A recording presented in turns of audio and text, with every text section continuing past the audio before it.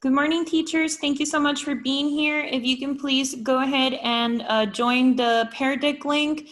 If you are unable to reach the link, that's totally fine. We can go ahead and just follow along with the shared screen, and you can just send your responses in the chat box. So first of all, good afternoon. Thank you so much for being here. I appreciate your time. We're going to go ahead and get started. So today we are going to focus on unpacking a TEK. Today is November 24th, 2020.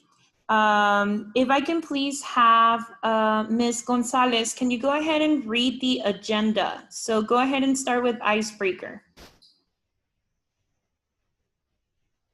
Ms. Karen Gonzalez.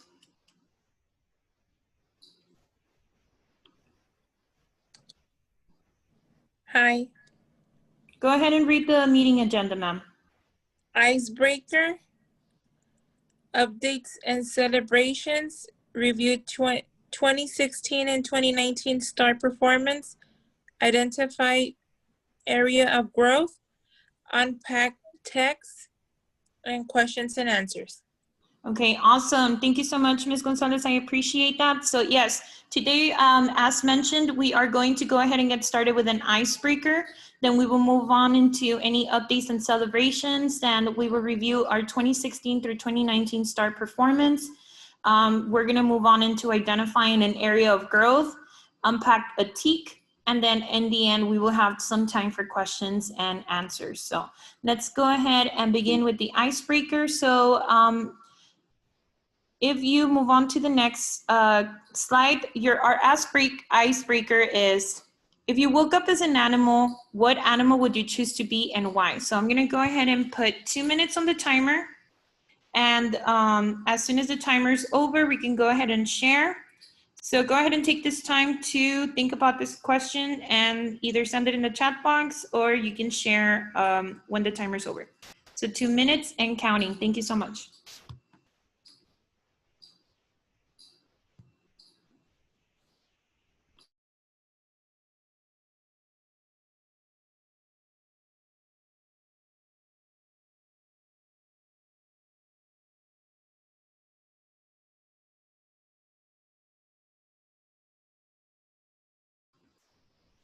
So I see a couple of people responding in here, and I think I have one response in my Pear Deck. Seems like everyone was efficient and got their response done very quickly. So I'm gonna go ahead and ask Ms. Alvarez. Ms. Alvarez, why did you pick a butterfly? Hi. Well, I chose a butterfly because butterflies fly, and they migrate during depending on the season. So I love traveling, so I identify myself with butterflies.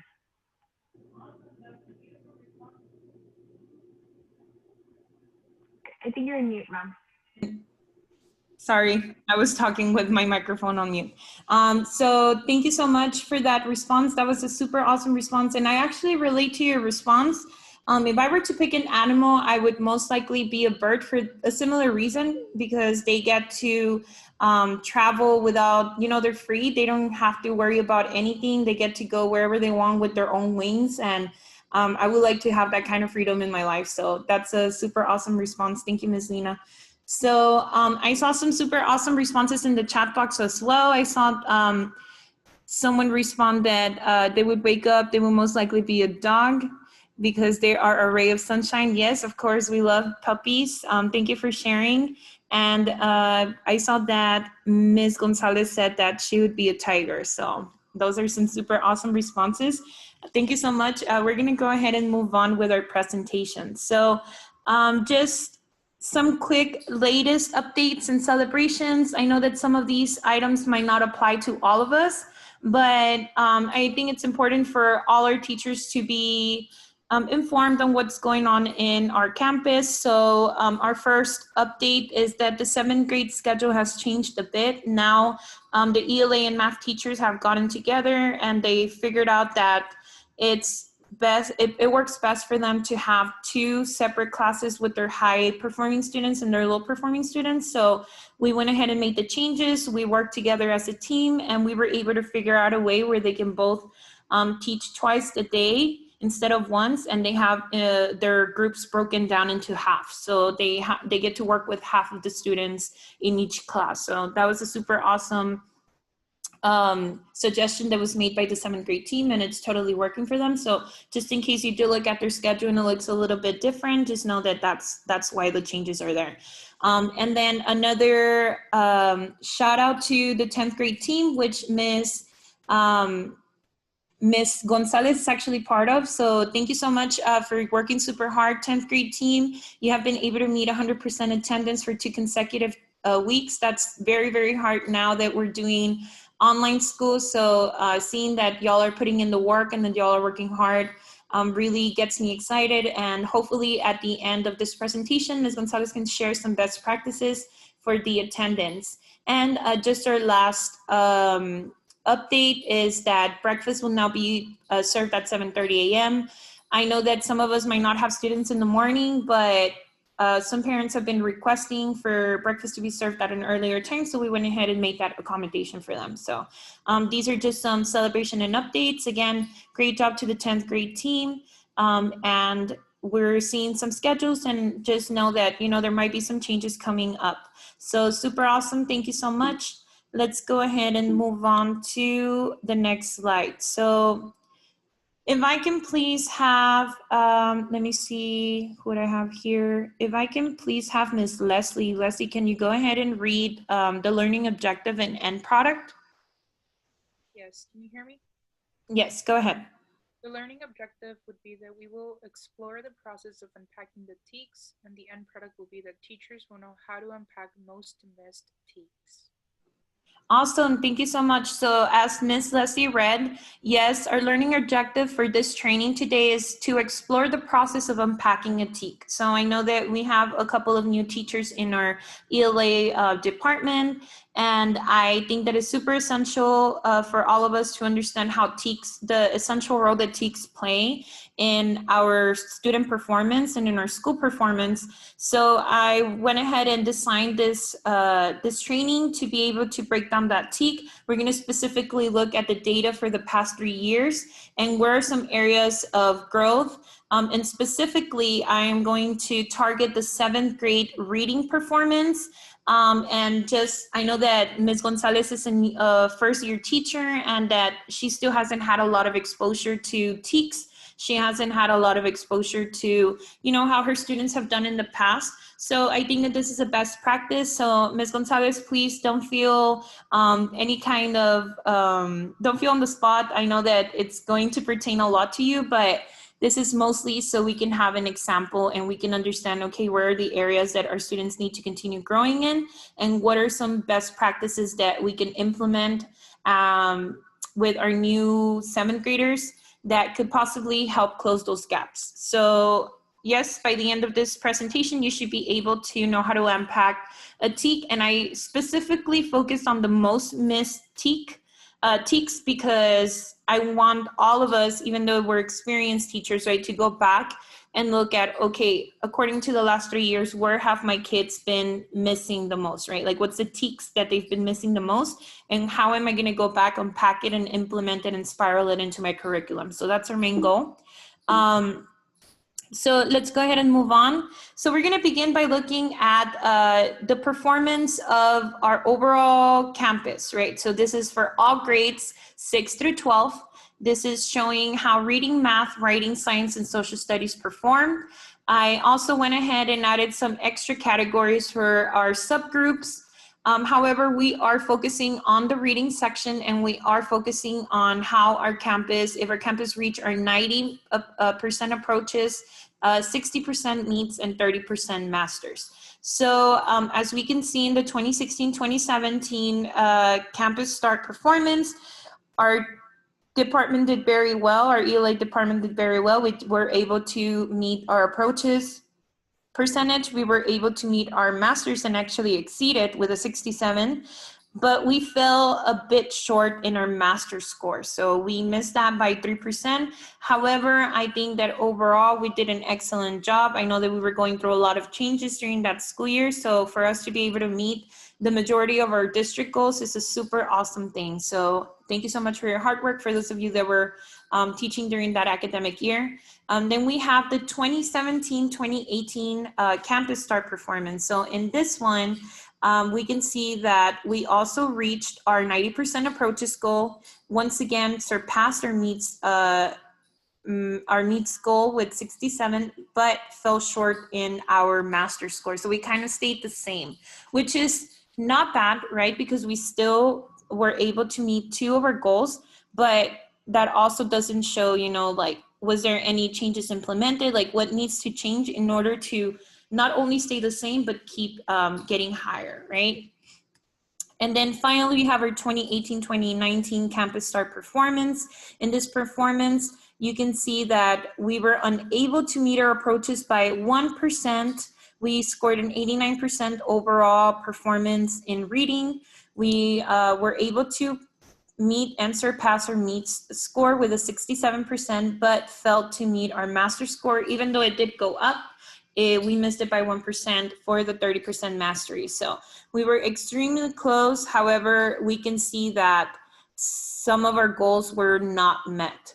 So the reason why I'm showing you these overall campus performance is because I want the department to see how much work is, how your work is being reflected in these scores, right? So you're obviously doing a super awesome job. There's obviously still a lot of space for growth. And I know that through this training, we're going to be able to analyze what are the areas that we need the most help with and what can we do to make sure that we meet our goals, right? So I'm gonna go ahead and ask you teachers, how do you think the ELA department, in your personal opinion, right? How do you feel the ELA department has been performing in the Reading Star exam? So I'm gonna go ahead and put 1 minute in my timer, and I am going to give you 1 minute to send it in the chat box. Like, what do you personally believe how the department has been doing in the Reading Star exam? So you have 1 minute in your timer, and go ahead and start sending your responses whenever you feel ready.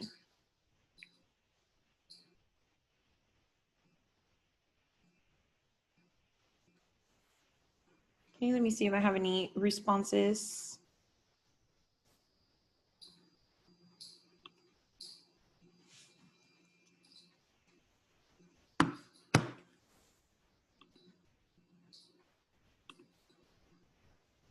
Okay, you still have 30 seconds. Let me see, I see a response. Oh, we're still typing. Go ahead and wrap up your sentences. You have about 30 seconds left.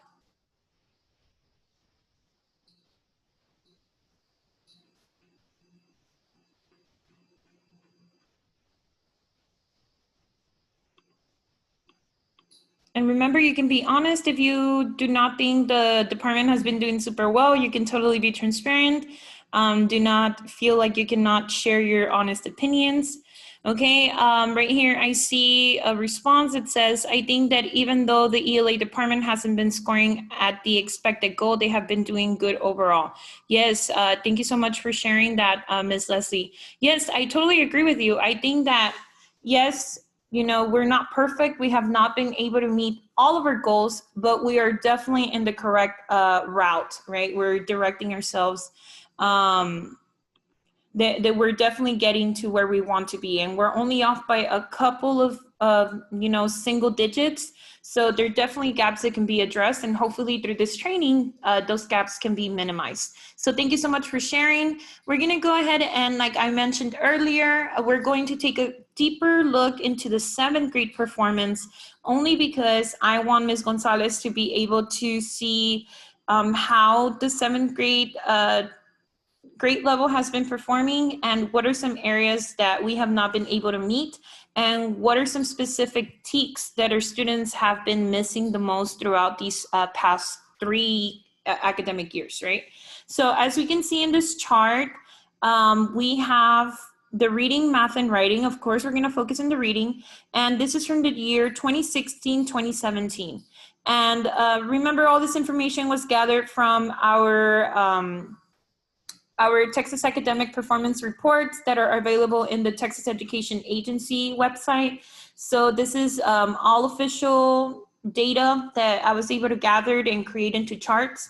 So when we're looking at the 2016-2017 performance, we can see that the reading department, or the reading in the Reading Star test, the state scored a 73% of approaches, 83% of approaches in the district, and 85% campus approaches percentage, right? So here you can see that the 90% approaches goal was not met neither in the state, the district, or the campus, which could be a reflection, you know, of either that year there was a particularly harder test, or the TEKS being tested were new.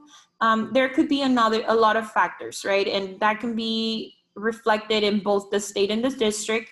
However, one glow that I did notice is that we were still able to score higher than both of the district and state, which is super awesome. It's already showing, you know, that our teachers are prepared, that they're working hard, that they're trying their best. And even though it might have been a challenging year, that they were able to get it done, right? So, however, a grow is that, yes, even though we did better than the district and the state, we still did not meet our 90% approaches district goal.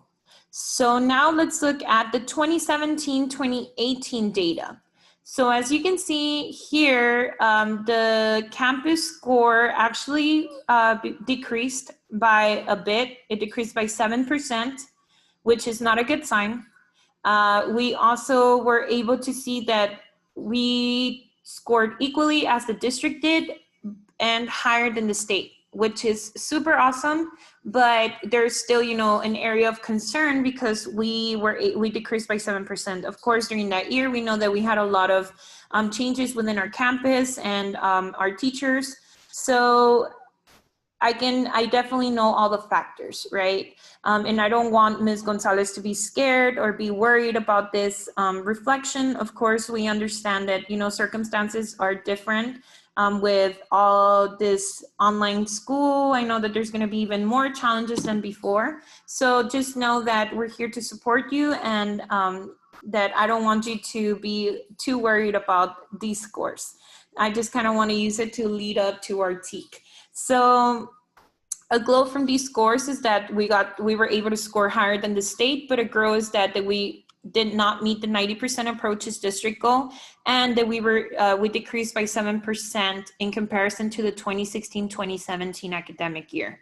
So in the 2018-2019 exam, we were able to go increase back to our 85%, which is super awesome. So whatever we lost, we obviously made changes.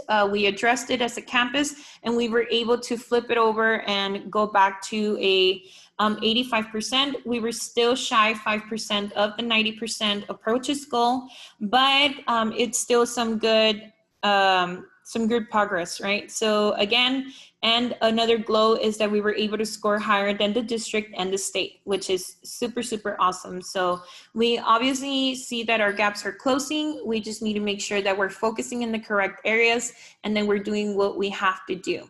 So now that we've been able to see how our school did overall in the Reading Star test, how specifically 7th grade, which we know at the time is already facing some gaps and some challenges, we want to make sure that we're able to provide Ms. Gonzalez with the knowledge, and that she feels prepared when she goes and begins her classes, and that she's able to spiral the skills that are most needed to be targeted in her curriculum. So with that being said, I want you to go ahead and give me your honest opinion on why do you think could have been some possible reasons why the 7th grade ELA team was not able to meet their 90% approaches in reading. So just give me your best guess. You know, of course, there's many components, but I would want to know what my teachers' opinions are. So let me see. I see someone typing in, and if you can please go ahead and type in your response in the chat box, I will go ahead and give you 1 minute. Thank you.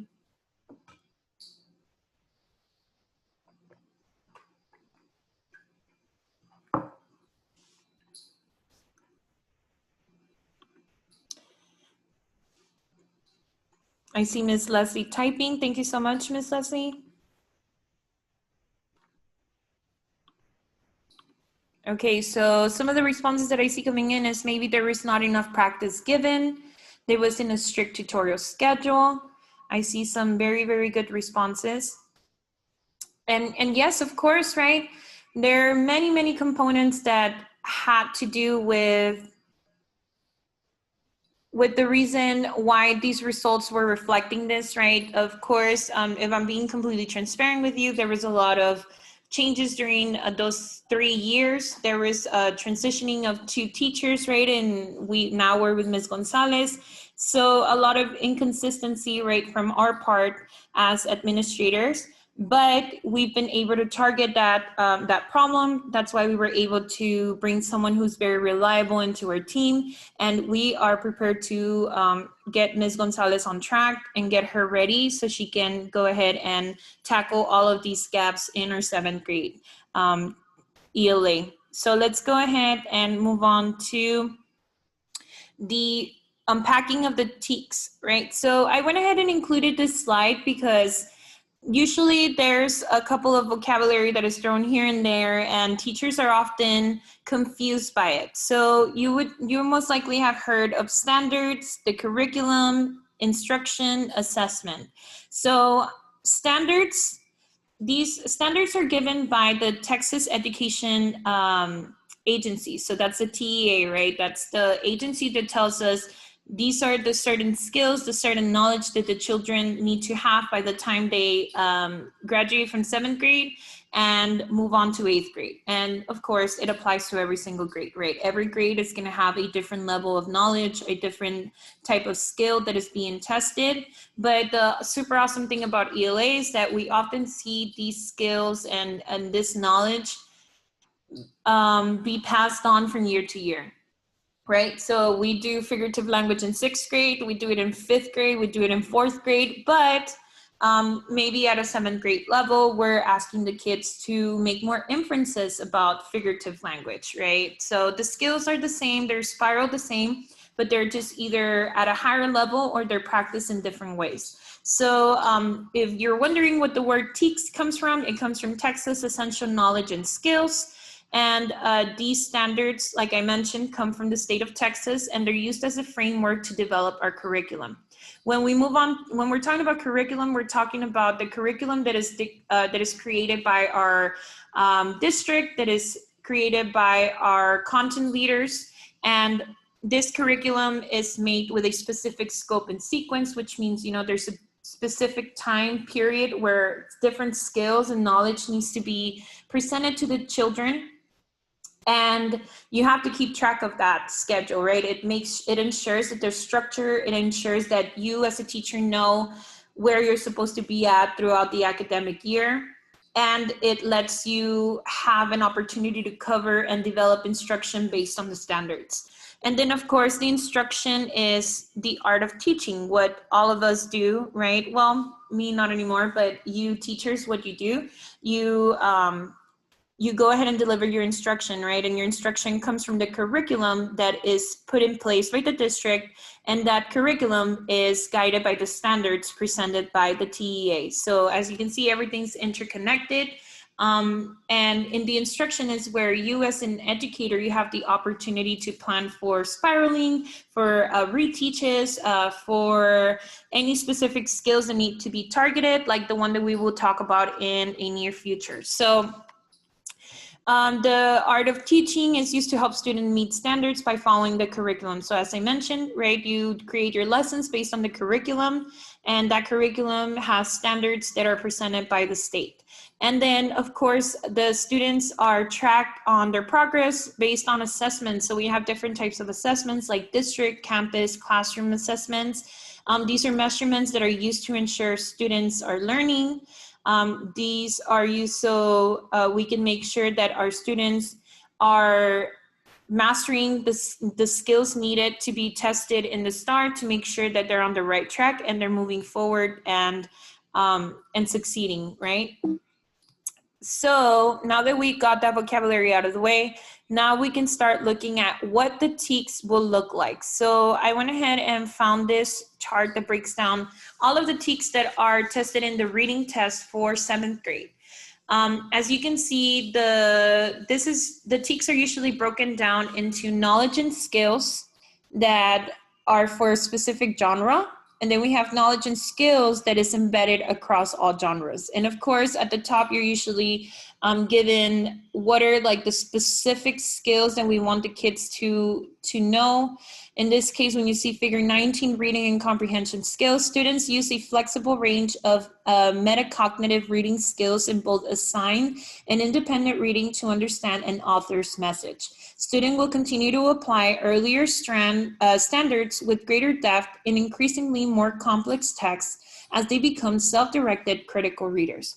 So once again, this is saying the same thing that I mentioned earlier. The students are not necessarily learning all new skills. All of these skills are reading comprehension skills that they've learned from elementary all the way through 6th grade and 7th grade.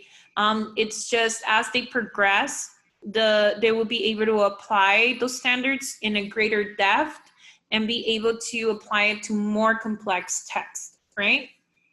So as you can see, where it says knowledge and skill genres, this is where the TEKS are broken down, targeting specific genres. So we have fiction, poetry, drama, literary nonfiction, exposition, and persuasive text. So these are specific. So from 7.6 all the way to 7.6, 7.4, 7.5, 7.7, 7.10, and 7.11 are specific to those genres. When we're looking at knowledge and skills embedded across all genres,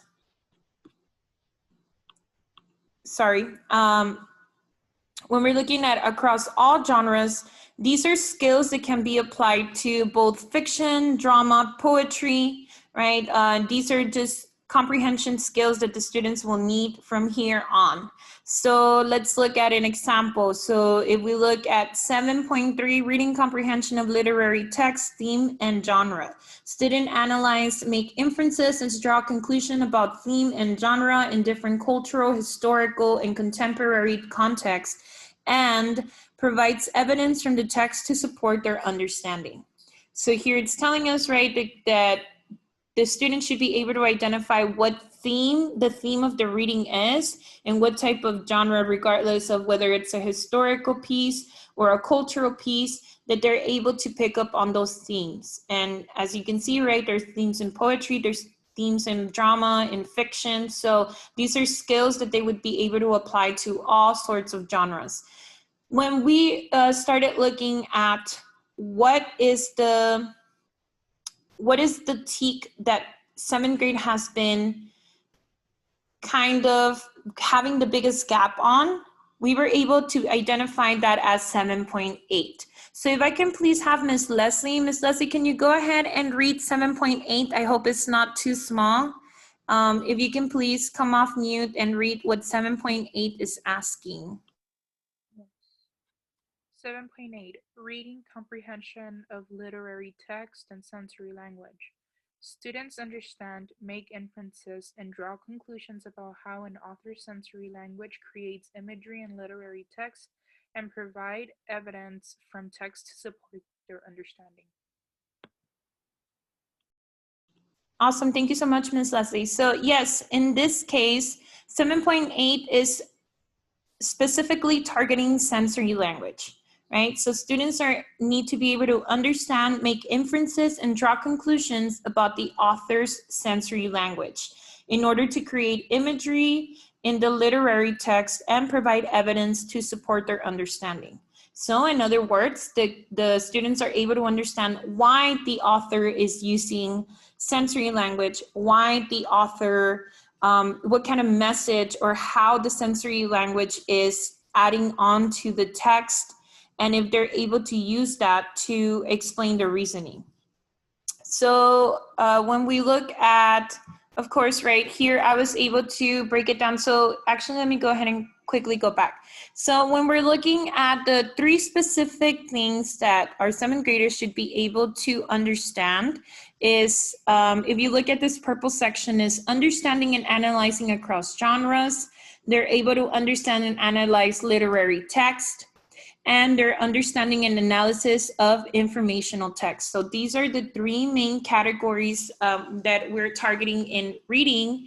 And when we look at 7.8, 7.8 tends to fall into category 2. So as we can see, 7.8a is talking about it applies to across all literary texts. So here it's telling us, it's breaking it down.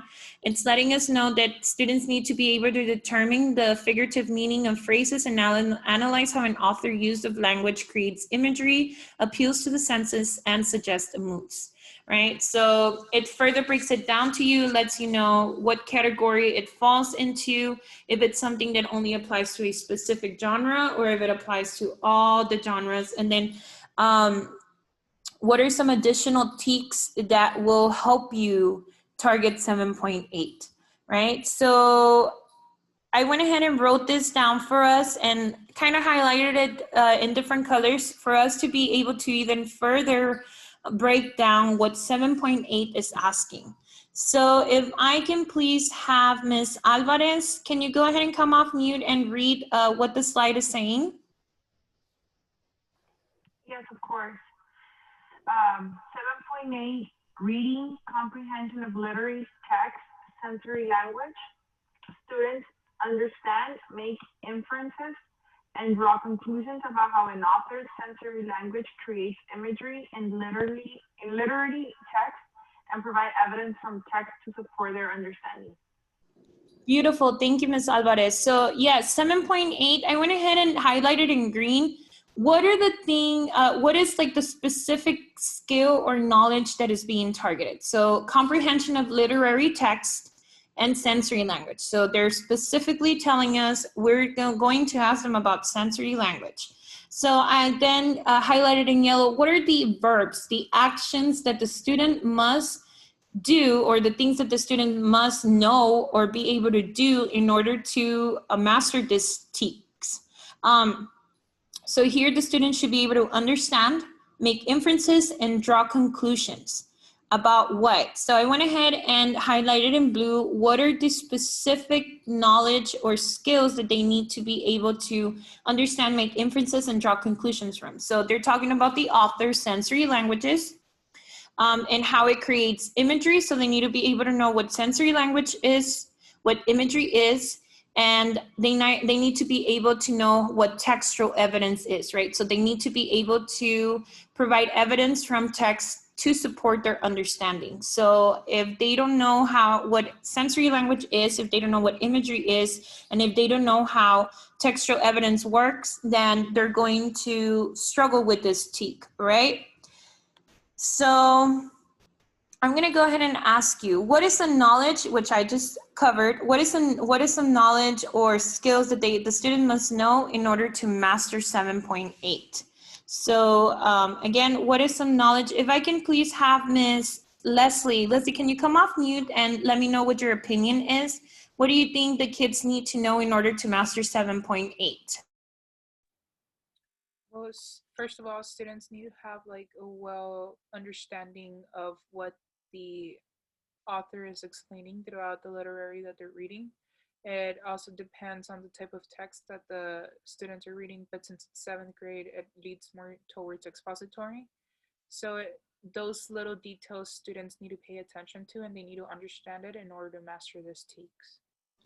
Beautiful. Thank you so much, Ms. Leslie. That was a super awesome response. Yes, as we mentioned, it's all interconnected, right? Our students are exposed to expository genres. They're exposed to being able to, not just give you an answer, but back it up. So it's asking for different types of skills that they need to master in order to be able to not only master 7.8, but master the rest of the skills. So thank you so much for that answer, Ms. Leslie. We're gonna go ahead and move on. So And once again, right, in order to master 7.8, students must know what sensory language is, what textual evidence is, and how the author is using sensory language to add detail to their stories, right? If they're not able to comprehend those three pieces, then they will most likely continue struggling with 7.8. So how will this question, so a question that's targeting this TEK, how would it look like in the STAR test?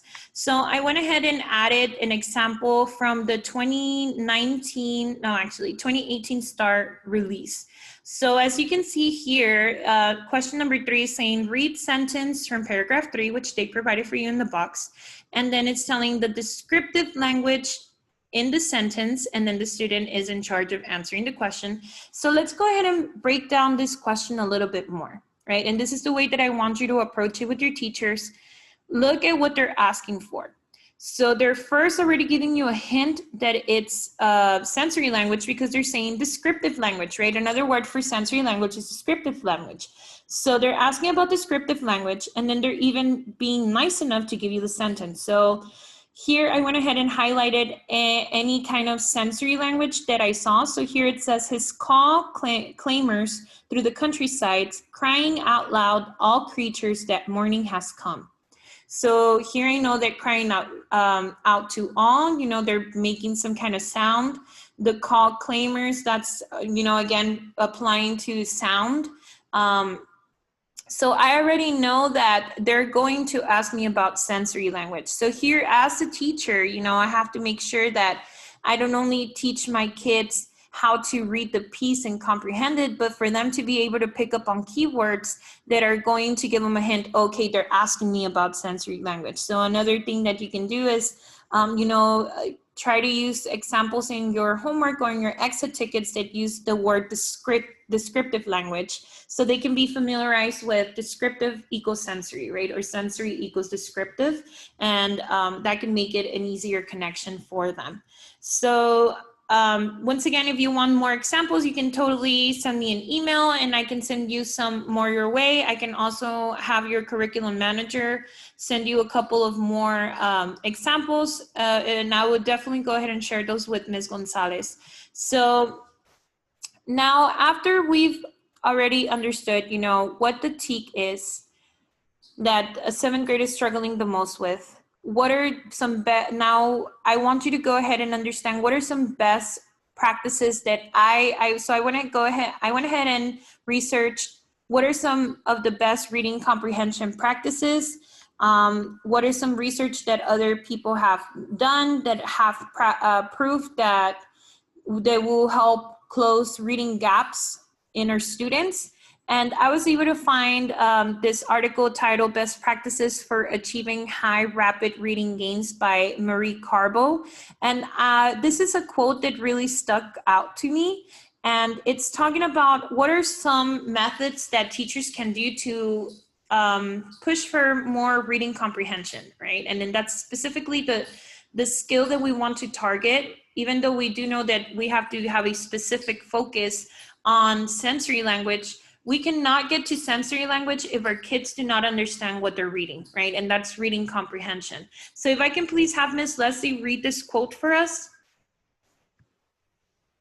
Yes. Use powerful modeling reading methods.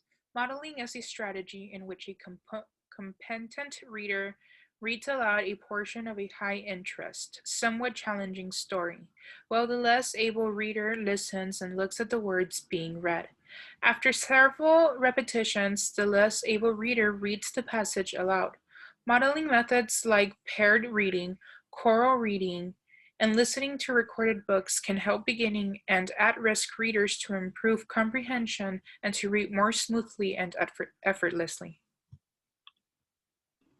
Beautiful job. Thank you, Ms. Leslie. So as you can see in this research, they found out that a strategy that's very effective is modeling reading for students. So I don't know if some of our teachers who already have experience know about chunking, but for our new teachers, you know, the technique of chunking, like being able to read with your students. So being there with your students, reading with your student, taking a piece of the reading, modeling for them, reading it to them, showing them what the words sound like. Some of these students are English language learners. Maybe they've never seen or heard these words before. Some of our students, you know, might not be exposed to this level of vocabulary. So it's always a good practice to show your kids how you're supposed to read, at what rate they're supposed to be reading, how they're supposed to pause in the punctuations, the pacing, the diction. All of those skills are ELA skills that are spiraled and practiced every day. So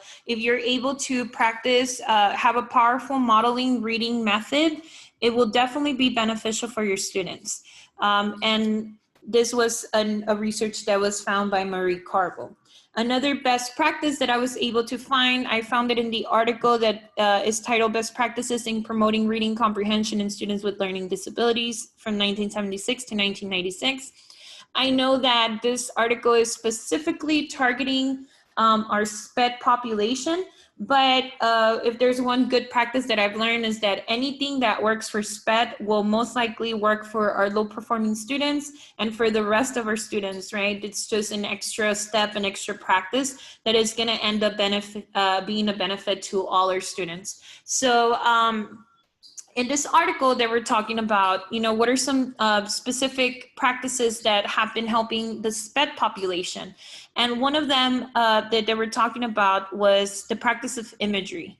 So imagery is, and I went ahead and took these two quotes, and it says, imagery is though to improve reading comprehension in a manner similar to the dual coding, visual and auditory effect afforded by representational illustrations. So what they're saying here is that when we allow or we teach our students about imagery and we take a moment while we're reading to pause and put that image in their head, that is proven to improve their reading comprehension skills. So they're able to, you know, use their both visual and auditory skills and get a better understanding or a well-rounded understanding of what the reading is asking.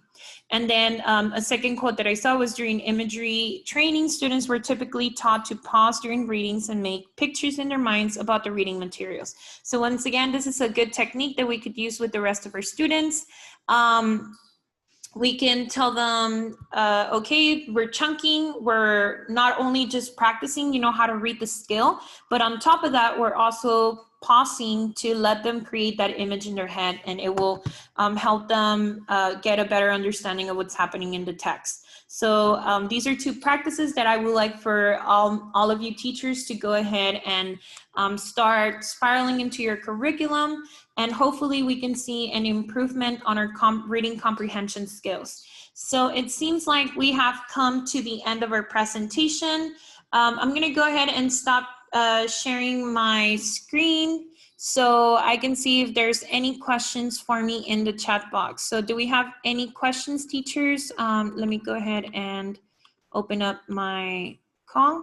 So I don't see any questions coming in. Seems like, let me see. Ms. Gonzalez doesn't have any questions. Ms. Leslie, do you have any questions to ask? No? Okay, thank you. What about you, Ms. Alvarez? No? Okay, well, we have come to the end of our meeting. Thank you so much, everyone. I hope that today you leave knowing something new, that you're able to go back to your data and see what are the most missed TEKS, and that you are able to start these best practices. I'm here to support you. Your content managers are here to support you. So if you have any questions, please don't be afraid to reach out. And I think that is all I have for you. So you're good to go. Thank you so much. Hope you enjoy the rest of your day. Thank you so much. Have a wonderful day. Bye, everyone.